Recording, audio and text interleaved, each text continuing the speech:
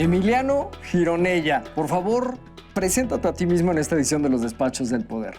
Pues Emiliano Gironella, artista plástico.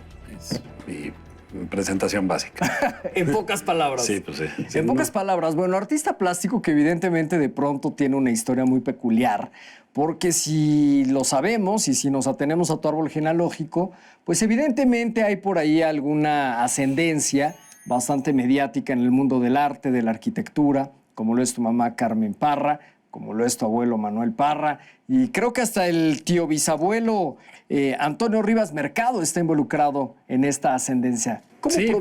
¿Cómo provienen estos árboles genealógicos? Pues bueno, digamos que sí, efectivamente mi abuelo es dentro de la familia, es el primer creador. Su tío, por el cual se vuelve arquitecto, es Rivas Mercado. Y él, bueno, para platicar rápido, él fue el primer arquitecto que utilizó los materiales de demolición, primer arquitecto ecológico. Ahorita tenemos una exposición preciosa de él, un altar de muertos en el Museo del Carmen, que va a durar hasta el 19. Y después mi mamá, artista plástica, mi papá Alberto Gironella, perteneciente al movimiento surrealista, muy amigo de Buñuel, Octavio Paz. Y bueno, todo ese marasma de intelectuales y artistas son mi familia, que como intelectuales y artistas fueron de primera, pero no puedo recomendar a nadie que un pintor sea un ejemplo de buen papá, aunque sea un buen pintor. Entonces, sí, son cosas distintas, ahí lo puedes ver mucho en las historias familiares de nuestros grandes intelectuales, pues las familias quedan un poco relegadas a un segundo plano cuando el intelecto es lo primero, ¿no? De entrada tengo entendido que tu papá en cierta manera simpatizaba con el anarquismo, mientras que tu mamá era medianamente comunista. Es decir, que había una licuadora ahí un poco esquizofrénica en tu infancia. No, entre el comunismo, el anarquismo, el barroco y el surrealismo, nada de eso tenía que ver con ser un buen papá, ¿no? O sea, los recuerdos de Buñuel con mi madre es que la regañaba por llevarme a ver sus películas. Decía, eso no era para críos.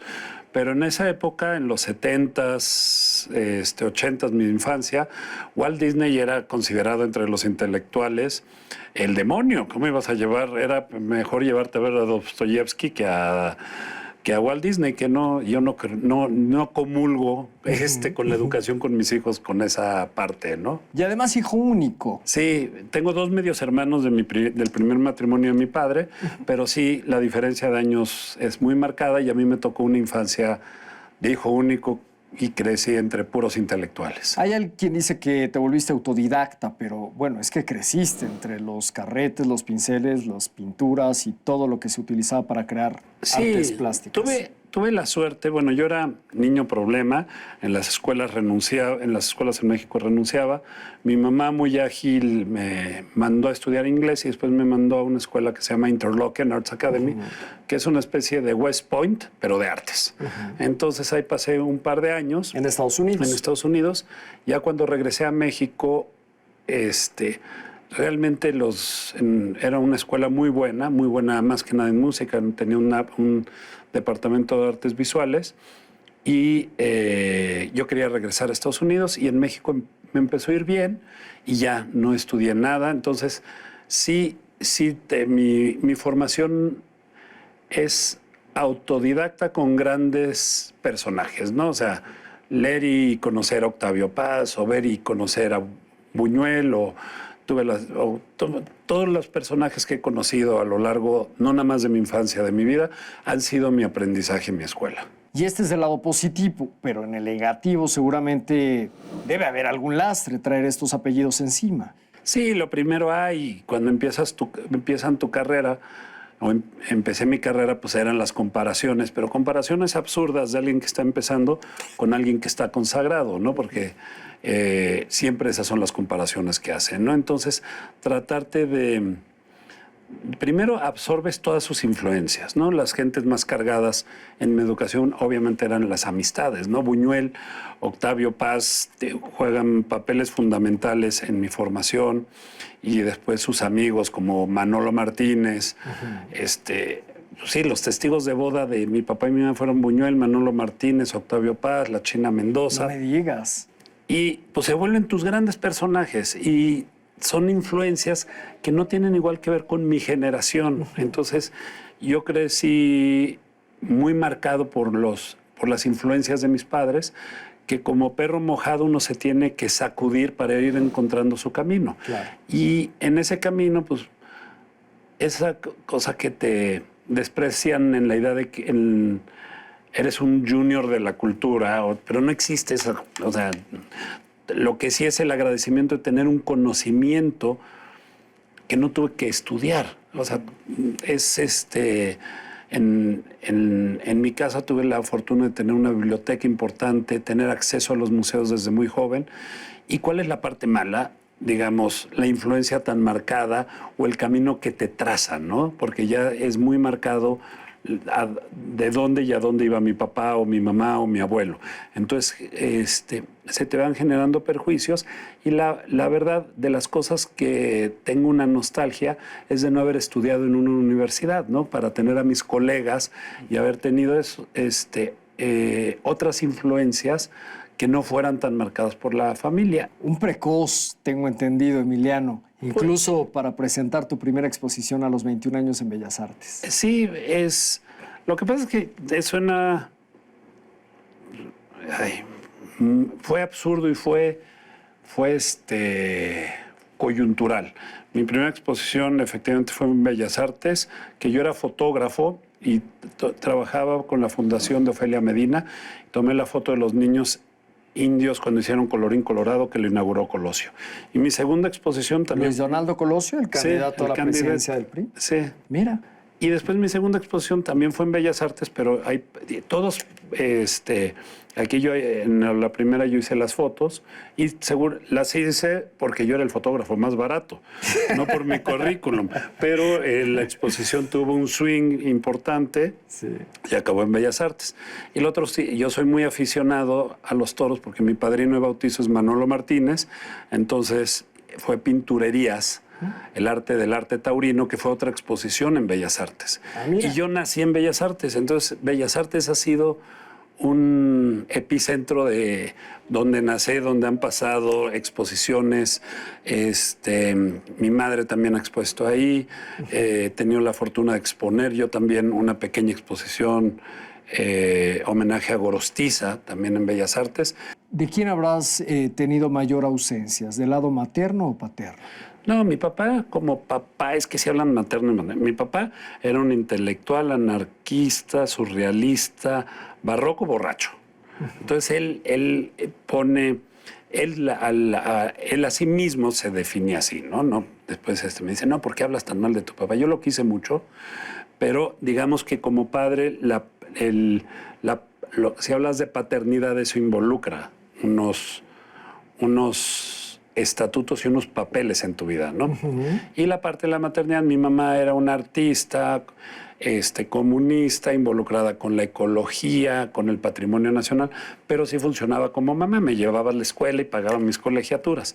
Entonces, digamos que yo de mi papá aprendí lo que es más la relación con la bohemia, la literatura, uh-huh. Modos de operar, y me di cuenta también de que todos estos intelectuales al fin y al cabo son ejemplos, pero ejemplos a no seguir, como seres humanos, o sea, Ejemplos a no seguir. Sí, pues sí, todo es... No dejan de ser personas, desde luego. Pero todos dicen, es que yo quiero ser como Hemingway, yo quiero ser como Buñuel, y ya cuando convives con ellos en una infancia y los hijos lo cambian a uno, dicen, no, pues yo no puedo ser como esos personajes y quiero ser buen papá, ¿no? Claro. ¿Quiénes eran tus héroes en los primeros años de tu vida? Pues a mí, bueno, mis primeros años de mi vida no me acuerdo, o sea, yo creo que vamos a hablar de mis primeros años laborales. Yo estaba así muy marcado por los personajes de mi padre como Buñuel, uh-huh. Goya. La idea del surrealismo siempre era como el movimiento más importante de arte que haya existido. Es decir, que no eran personajes ficticios. No, yo Batman y esos nunca me tocaron. ¿No te tocaron? No, a mí no. No eran necesarios con todo el abanico de opciones que había en tu casa. Sí, a mí yo conocí los Simpsons a los 18 años casi, me encantaron.